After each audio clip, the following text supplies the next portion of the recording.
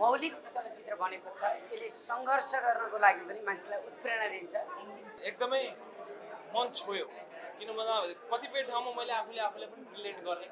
टिभीमा दिदी आइरहेको छ होइन, अनि आमाले सानो चाहिँ छोरो फेरि अर्को बच्चा पनि पाउँछ नि त होइन, बाध्यता पनि थियो सानो बच्चालाई तिम्रो दिदी भनेर देखाएको छ नि, त्यो मलाई एकदमै मन छ कि एकदमै गहिरिएको भनेको त्यो हो भन्ने लाग्छ मलाई। एउटा खेल प्रेमीको कथालाई लिएर यो एन्जिला बनेको छ। एन्जिनाको पात्रहरूले अत्यन्तै उत्कृष्ट अभिनय गरेको छ। ग्राउन्डबाट हट्नु हुँदैन, डटेर लाग्नुपर्छ, एक दिन सफल हुन्छ भन्ने चाहिँ फिल्मले त्यो शिक्षा दिएको छ। त्यो पार्ट चाहिँ दामी लाग्यो। आमाको सङ्घर्ष जस्तो देखाएको छ नि त्यस्तै मैले पनि मेरो बहिनीको लागि नै यस्तै सङ्घर्ष गरिरहेको छु र मेरो बहिनी पनि अहिले अन्डर 13 को टिममा छ। हाम्रो घरबाट पनि 3-4 जना फुटबल प्लेयर नै हुनुहुन्छ। बनाउने भन्नुभन्दा पनि आफ्नो इच्छा लागेको काम गर्न जे भए पनि ग्राउन्डबाट हट्नु हुँदैन, डटेर लाग्नुपर्छ, एक दिन सफल हुन्छ भन्ने चाहिँ फिल्मले त्यो शिक्षा दिएको छ। त्यो पार्ट चाहिँ दामी लाग्यो। एन्जिलाजीको अभिनय अब खेलभन्दा उत्कृष्ट छ।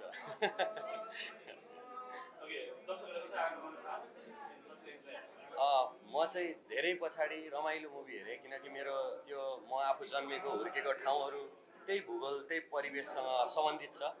त्यही भएर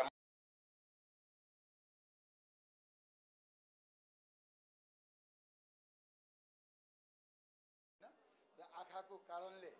नाग्लोसित पनि असर पर्यो। अत्यन्तै उत्कृष्ट कथा वस्तुलाई छनौट गरेर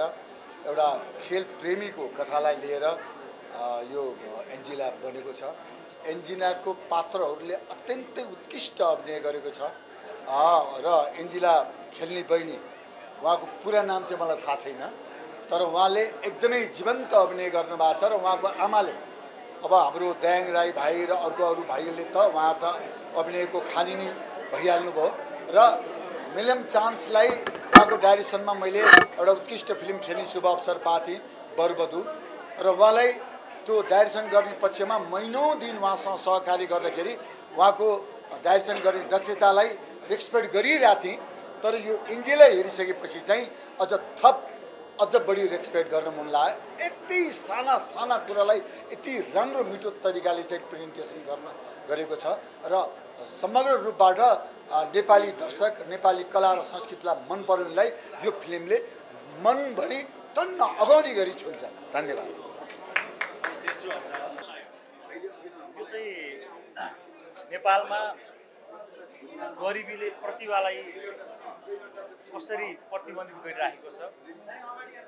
र सङ्घर्षले कसरी प्रतिभालाई प्रस्फुटन गर्छ भन्ने कुरा चाहिँ यो एन्जिलाबाट देख्न सकिन्छ।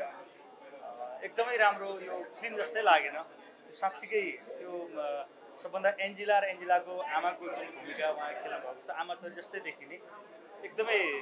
कहीँ पनि कोर लाग्ने भन्ने चाहिँ देखिएन। एकदमै राम्रो फिल्म बनेको रहेछ, एकदमै खुसी लाग्यो, एकदमै राम्रो छ। होइन एन्जिलाको सङ्घर्ष त यस्तो छ, अब लगभग हामी सबै नेपालीहरूको सङ्घर्ष त्यस्तै नै छ, तर एन्जिलाको चाहिँ अझै कष्टकर रहेछ। हामीले जुन फिल्म हेरेपछि थाहा पायौँ, तर चाहिँ सङ्घर्षले चाहिँ गरिबीलाई पनि परास्त गर्छ। सङ्घर्षले अरू कुनै पनि अवरोधहरूलाई चाहिँ चिर्दै सफलतातर्फ धकेल्छ भन्ने कुरा चाहिँ यो फिल्मबाट देख्न सकिन्छ। मिलन चान्स उहाँको काम असाध्यै मन पर्यो, एकदमै राम्रो लाग्यो मलाई। यति सानो कुरा कि जस्तो टिभीमा दिदी आइरहेको छ होइन, अनि आमाले सानो चाहिँ छोरो फेरि अर्को बच्चा पनि पाउँछ नि त होइन, बाध्यता पनि थियो सानो बच्चालाई तिम्रो दिदी भनेर देखाएको छ नि, त्यो मलाई एकदमै मन छ कि एकदमै गहिरिएको भनेको त्यो हो भन्ने लाग्छ मलाई। एकदमै राम्रो फिल्म बनेको छ। म सबैलाई यो फिल्म एकपटक सम्पूर्ण खेलप्रेमी र सम्पूर्ण चाहिँ सङ्घर्ष गर्दै गरेका, अर्थात् म त साह्रै दुःखी, म त साह्रै गरिब, मलाई साह्रै अभाव, मेरो कोही छैन भनेर सोच्ने जोसुकै नेपालीले पनि एकपटक यो फिल्म हेरेपछि तपाईँहरूलाई चाहिँ सङ्घर्ष गरेँ भने कुनै पनि दिन म सफलता प्राप्त गर्छु भन्ने चाहिँ लाग्छ है। यो फिल्म चाहिँ हरेस नखानेहरूको लागि चाहिँ यो फिल्म गजब छ। सङ्घर्ष त्यहाँ धेरै सङ्घर्षहरू देखियो। र अर्को कुरा चाहिँ नेपाल सरकार अर्थात् चाहिँ खेलकुदका चाहिँ विभिन्न चाहिँ निकाय तह र तबकाले यो फिल्म हेर्नुपर्छ एउटा र अर्को चाहिँ यो फिल्म मैले हेरिराख्दाखेरि सँगैवश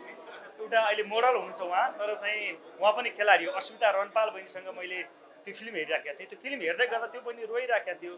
अनि किन रोइराख्यो भने सोधेको कि के रहेछ त भन्दाखेरि अहिले पनि यो फिल्म हेरिसके पछाडि अहिले के गर्छ अरे भने अलिक सिनियर खेलाडी महिला खेलाडी बहिनीहरूले चाहिँ भर्खर आएको नयाँ खेलाडीहरू जोसँग आर्थिक कमजोर छ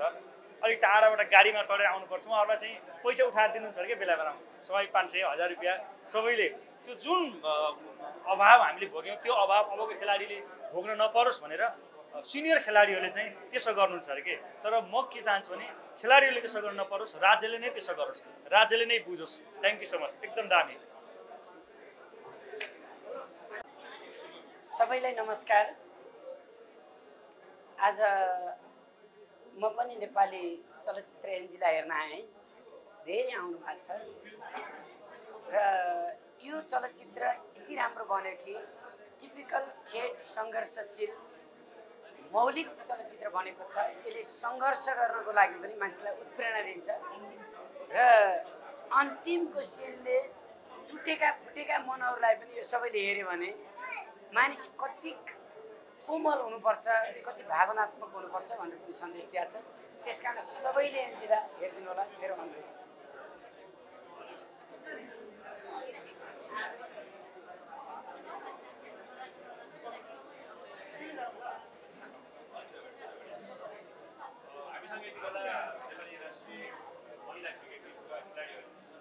मैले चाहिँ जस्तो नेपालमा चाहिँ बायोग्राफी टाइपको मुभी यतिसम्म हुन्छ भनेर एक्सपेक्ट गरेको थिएन तर यो मुभीले चाहिँ मलाई एकदमै मन छोयो किन भन्दा कतिपय ठाउँमा मैले आफूलाई पनि रिलेट गरेँ होइन होला त्यति मिहिनेत हाम्रो थिएन होइन स्ट्रगल अलिक कम थियो कम दुःख भोग्नु परेको थियो तर केही कुराहरू चाहिँ मसँग पनि रिलेट गरेँ त्यो कारणले पनि इमोसनल पनि भयो र फ्यामिलीको एउटा बोन्डिङ रिलेसन हुन्छ त्यसलाई चाहिँ राम्रोसँग प्रेजेन्ट गरिएको छ सँगसँगै अब मेन त उहाँले जुन स्ट्रगल गर्नुभएको छ नेपाली खेलकुद क्षेत्रमा एन्जिलाजीले दिनुभएको जुन कन्ट्रिब्युसन छ जुन स्ट्रगल गरेर आउनुभएको छ त्यसलाई चाहिँ एकदमै इन्ट्रेस्टिङ तरिकाबाट प्रेजेन्ट गरिएको छ हजुर यो चाहिँ जिन्दगीमा के गर्न चाहने मान्छेहरूले केही सपना बोकेको मान्छेहरूले चाहिँ हेर्नै पर्ने मुभी चाहिँ एन्जिला हो जस्तो मलाई लाग्छ थ्याङ्क यू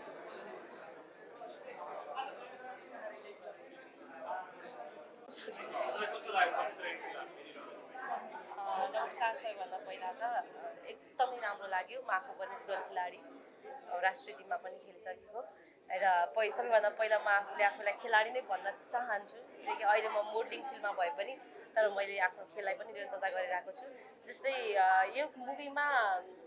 आमाको सङ्घर्ष जस्तो देखाएको छ नि त्यस्तै मैले पनि मेरो बहिनीको लागि नै यस्तै सङ्घर्ष गरिरहेको छु र मेरो बहिनी पनि अहिले अन्डर 13 को टिममा छ र हाम्रो घरबाट पनि 3-4 जना फुटबल प्लेयर नै हुनुहुन्छ र एकदमै राम्रो छ मुभी यो मुभीलाई चाहिँ अझै माया गरिदिनु होला भन्न चाहन्छु म किनकि देशमा मात्र नभएर विदेशमा पनि यो सो लागोस् किनकि म जापान थिएँ हिजो मात्र म आएको आउने बित्तिकै म यो मुभीलाई नै फर्स्ट प्रायोरिटी दिएर म यहाँ मुभी हेर्न आएँ र जापानमा पनि लगाइदिएको भए इनकेस मैले जापानमा पनि हेर्न सक्थेँ होला तर नेपाल नै आएर हेर्न पाएँ सबै देख्न पाएँ एकदमै खुसी लाग्यो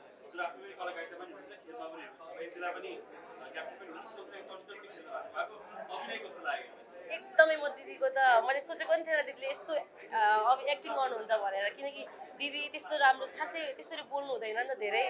अब हामी जिस्किने हाँस्ने बोल्ने गर्ने गर्छौँ दिदीसँग जहिले म भेट्दाखेरि रुटी टाइपको जस्तो लाग्छ कि किनकि खासै बोल्नु हुँदैन दिदी हामी बोल्छौँ दिदीसँग दिदीसँग जिस्किन पनि हामीलाई डर लाग्छ कि किनकि दिदी यस्तो धेरै नबोल्ने भएर तर यो मुभीमा उहाँले गरेको एक्टिङ देखेर त म त सोचेको पनि थिएन यस्तो राम्रो एक्टिङ गर्नुहुन्छ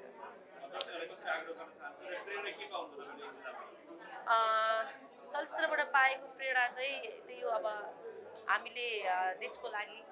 खेल्नुपर्छ होइन त्यसको लागि केही गर्नुपर्छ भन्ने चाहिँ यो प्रेरणा पाएको छु र यो फिल्मलाई चाहिँ धेरै माया गरिदिनु होला किनकि यो एउटा एन्जेला दिदीको मात्र स्टोरी नभएर प्रत्येक खेलाडीहरूको घर घरको स्टोरी हो यो फुटबलको मात्र स्टोरी नभएर यो हरेक खेलहरूको जस्तै क्रिकेटको भलिबलको सबै खेलहरूको स्टोरी यस्तै छ त्यही भएर खेलाडीहरूलाई माया गरिदिनु होला र खेलाडीहरूलाई सम्मान गर्दै हाम्रो एन्जेला मुभीलाई धेरैभन्दा धेरै माया गरिदिनु होला भन्न चाहन्छु